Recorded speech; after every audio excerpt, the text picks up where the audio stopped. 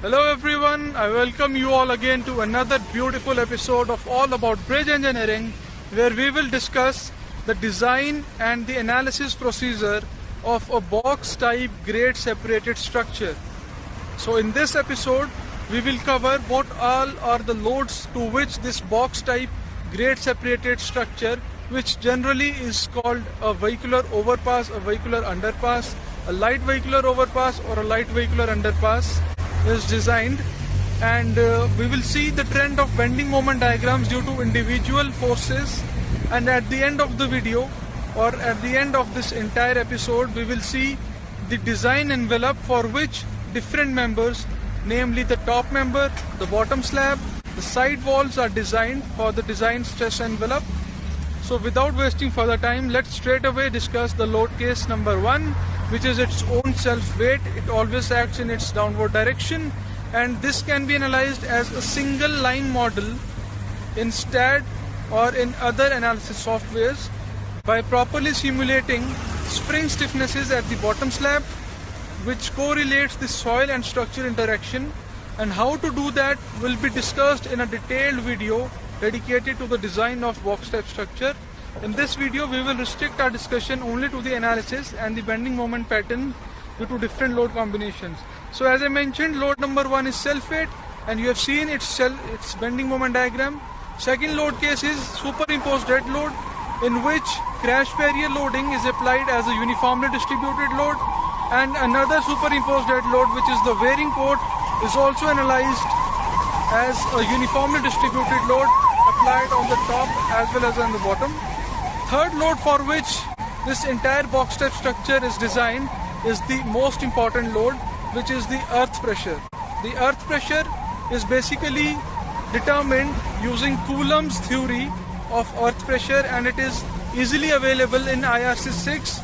Also, since it is a box type structure, it is very stable. There are no worries for stability checks. However, they should be performed, and this structure is designed for at rest condition of the backfill. Suppose if you have a backfill whose angle of internal friction phi is 30 degrees. So for that, the coefficient of earth pressure that you have to adopt should correspond to at rest condition, and which in 30 degrees case is 0.5. As the angle of internal friction increases, you will notice that the coefficient of earth pressure decreases. So generally 30 degrees angle of internal friction backfill is easily available, and that is only adopted in designs, but that is subjected to the availability of the backfill. If you have a backfill with another angle of internal friction, then definitely you have to analyze it for that value. The fourth load case is the surcharge loads, which act either from one side or from the other side. And then we have temperature loadings also. The temperature loadings are only applied if there is no fill over the top of the structure. If there is suitable fill, then temperature will have no role in analyzing the structure, because the structure is assumed to be in buried form. Another load for which this structure is analyzed is the live load movement over the top as well as over the bottom slab. However, please note that these structures are generally designed for 3 typical cases. First case is assumed in which the live load traffic is running only on the top. Second case is assumed in which the live load traffic is running only inside the box. And third case is assumed in which neither at the top nor at the inner face or the bottom slab the traffic is moving. That is, no traffic is moving over the structure.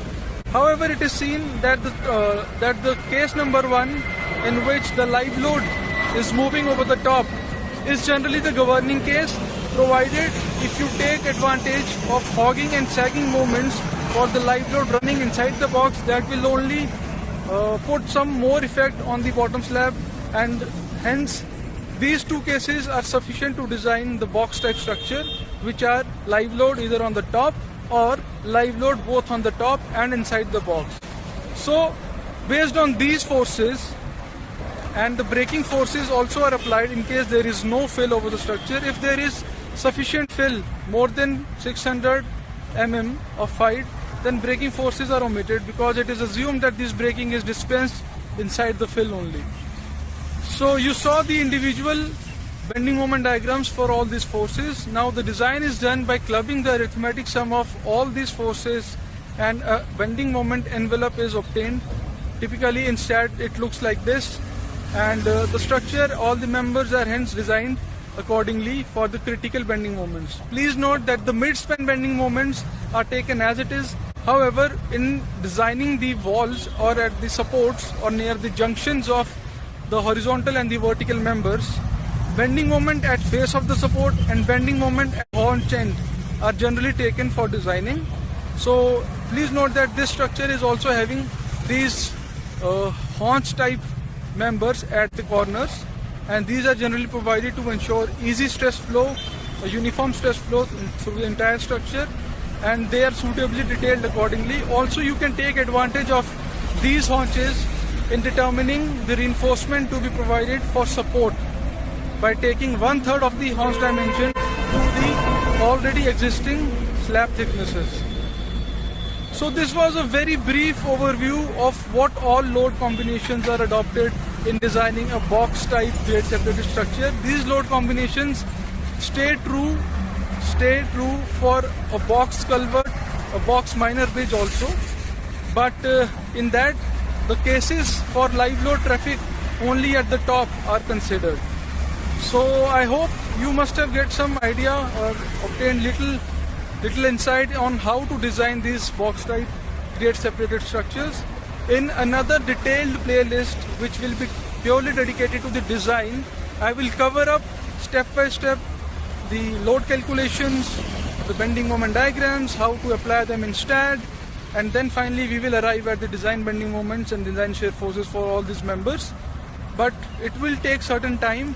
Till then, you should start reading at least IRC 6, IRC 112, and these are the typical highway codes for designing of concrete structures in bridge analysis. So that is all in this episode. So I hope you stay safe, take care, and see you in another episode very soon.